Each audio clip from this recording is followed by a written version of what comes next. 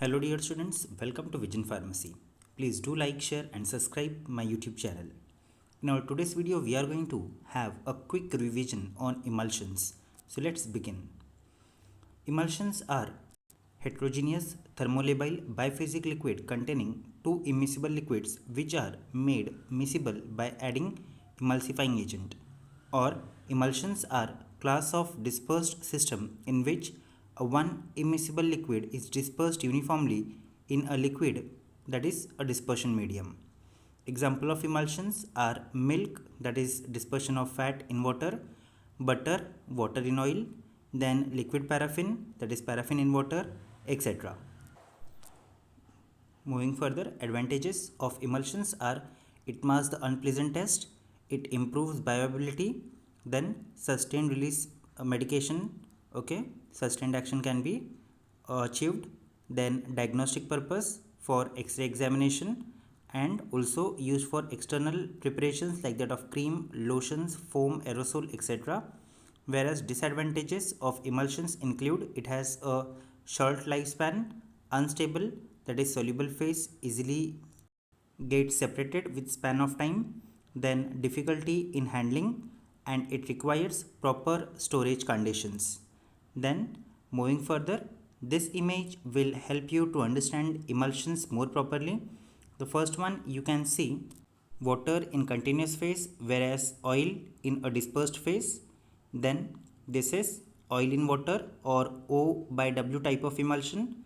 The next image is of water in oil, that is W by O type of emulsion. Here you can see water is in dispersed phase whereas oil is in continuous phase. Then the next diagram is of multiple type of emulsion. Here water exists in both phases as well as oil exists in both phases. This is a water in oil in water type of emulsion, that is W by O by W. Then moving further, characteristics of emulsion. So the first point is both phases are liquid, right? As the definition itself states that emulsions are biphasic liquid dosage form in which we have one a dispersed phase and other is dispersion medium.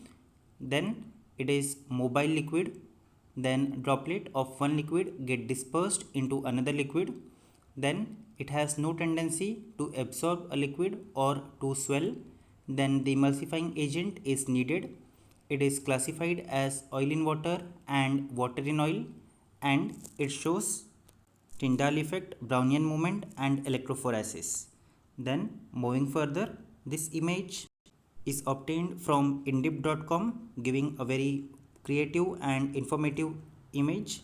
So it represents classification of emulsion. Emulsion can be classified as simple emulsion, multiple emulsion and micro emulsions. Okay, so simple emulsion is simply oil in water or O by W type of emulsion or water in oil, that is W by O type of emulsion. Then multiple emulsion, we have oil in water in oil, that is O by W by O emulsion, and water in oil in water, that is W by O by W type of emulsion. Then the next one is micro emulsions. Oil in water microemulsion and water in oil microemulsion are the examples of the microemulsion. Here the droplet size can range from 10 to 200 nanometers. Then moving further, you know what is the difference between oil in water and water in oil type of emulsion? For oil in water emulsion, water is in continuous phase and oil is in dispersed phase, whereas for water in oil emulsion, we have water in continuous phase and oil in dispersed phase. Also, oil in water type of emulsions are having less viscosity and easily washable from the skin by water, whereas water in oil type of emulsion are more viscous than that of oil in water and not easily washable from skin by water. Example of oil in water emulsion is vanishing cream, whereas example of water in oil type of emulsion is cold cream. In case of multiple emulsions, where the dispersed phase contains smaller droplets of the continuous phase. Moving further, so again this image is from indip.com and beautifully represents classification of emulsifying agent. Emulsifying agent is a surface active substance to make emulsion with both that is fat and water soluble. It helps the dispersed phase to uniformly dispersed in the continuous phase. We have mainly three different types of emulsifying agent. First one is natural emulsifying agent, then semi-synthetic emulsifying agent, and synthetic emulsifying agent. Again, in natural emulsifying agent, we have vegetable source and animal source. Vegetable source examples agar, tragacanth, gum acacia, etc. Whereas from animal source we have gelatin and wool fat. Then from semi-synthetic we have methyl cellulose, sodium CMC, etc. Now talking about synthetic emulsifying agent. So synthetic emulsifying agent can be anionic emulsifying agent, cationic emulsifying agent, non-ionic emulsifying agent, and inorganic emulsifying agent. Example of anionic emulsifying agent is SLS. Then for cationic emulsifying agent is benzalkonium chloride. Then for non-ionic emulsifying agent is glycerol ester, and for inorganic is milk of magnesia. Moving further, so this slide represents identification test for emulsion. So identification test of emulsion, first one is dye test, or also known as dye solubility test. Water soluble dye like that of, in this what basically happens is water soluble dye like that of methylene blue will be taken up by the aqueous phase, whereas for oil soluble dye will be taken by oily phase. When microscopically it is observed, at that time water soluble dye is taken up by the continuous phase. It indicates that it is oil in water type of emulsion, and if the dye is not taken by the continuous phase, test is repeated with oil soluble dye. Coloring of continuous phase confirms that it is water in oil type of emulsion. This test can fail if anionic emulsions are present. Sorry, this test can fail if anionic, not anionic emulsions are present. Then the next one is dilution test. So in this, an emulsion can only be diluted with its continuous phase. So oil in water can be diluted with water, and water in oil can be diluted with oil. So when oil is added to oil in water type of emulsion, or water is added to oil in water type of emulsion, separation of dispersed and continuous phase occur. This test is used for liquid emulsions. Then the next we have is electrical conductivity test.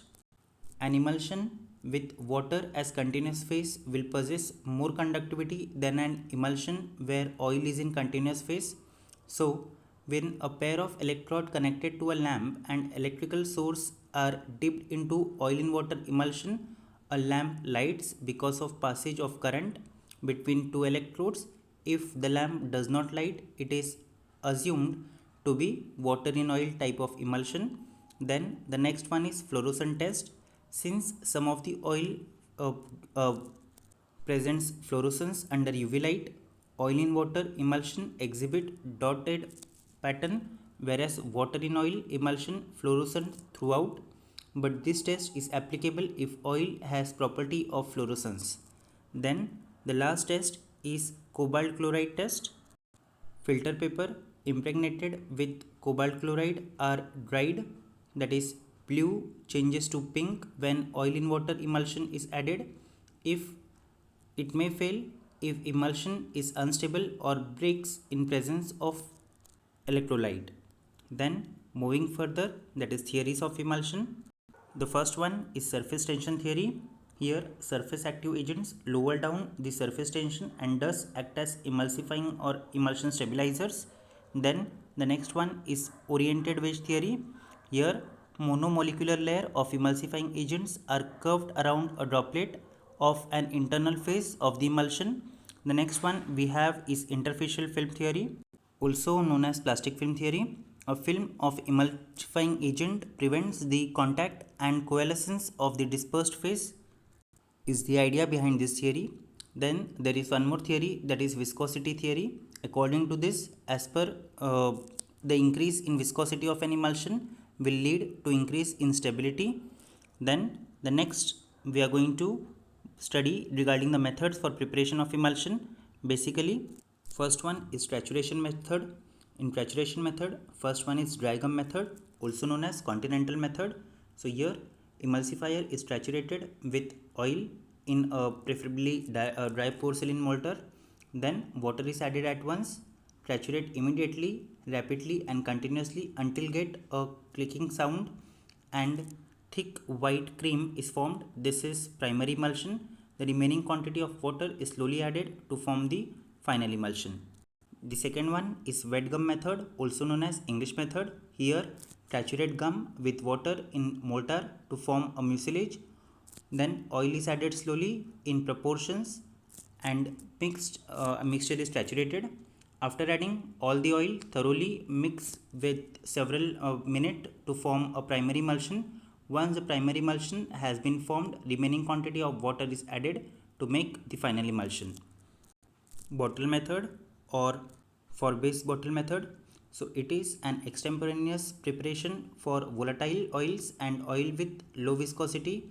Here gum and oil that is are taken in dry bottle, shaked, then water that is volume equal to oil is added in portion with vigorous shaking to form a primary emulsion.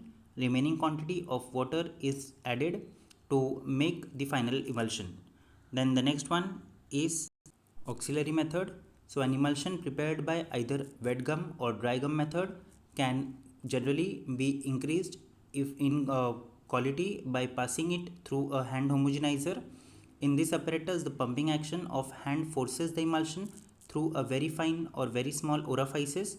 This reduces the dispersed droplet size to about 5 micron or even less. In nascent method or in suit soap method, the two types of soaps developed by this method are calcium soap and soft soaps. Calcium soaps are water in oil type of emulsions that contains certain vegetable oil such as oleic acid in combination with lime water. They are prepared simply mixing equal quantities of oil and lime water.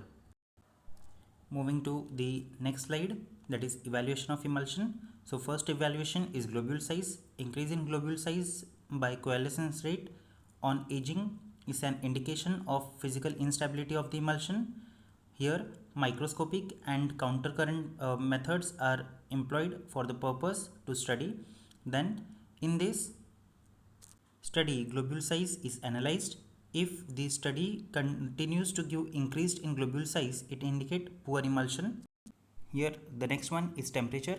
Here in this your emulsion is exposed to higher temperature to that of 60 degrees Celsius and to a lower temperature to that of 0 to 4 degrees Celsius alternatively gives indication of emulsion stability. However, effect of thermal stresses on different emulsion vary depending upon formulation or the formula of the preparation.